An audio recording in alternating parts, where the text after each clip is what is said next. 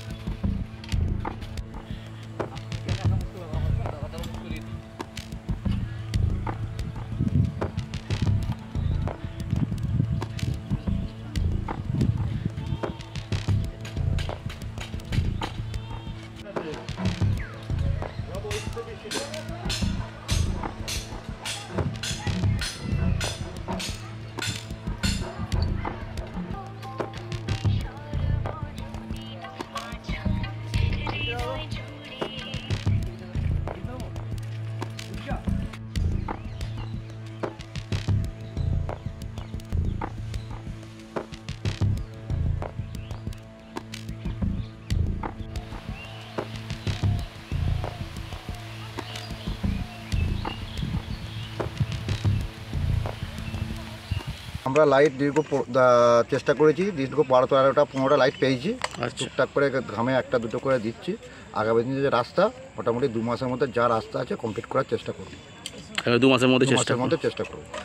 একই সাথে মানুষের দাবি যে এইদিকে যে রাস্তা, সেই রাস্তার অবস্থা খুবই জরাজীর্ণ এবং যখন তখন বিপদ ঘটে যেতে পারে। সেই রাস্তা নিয়ে কী চিন্তা ভাবনা করছেন আপনারা? আমরা মোটামুটি প্রধান থেকে অঞ্চল থেকে আমরা যেটা সিদ্ধান্ত নিয়েছি, আমরা মোটামুটি 2 মাসের মধ্যে রাস্তা একদম কমপ্লিট করবো।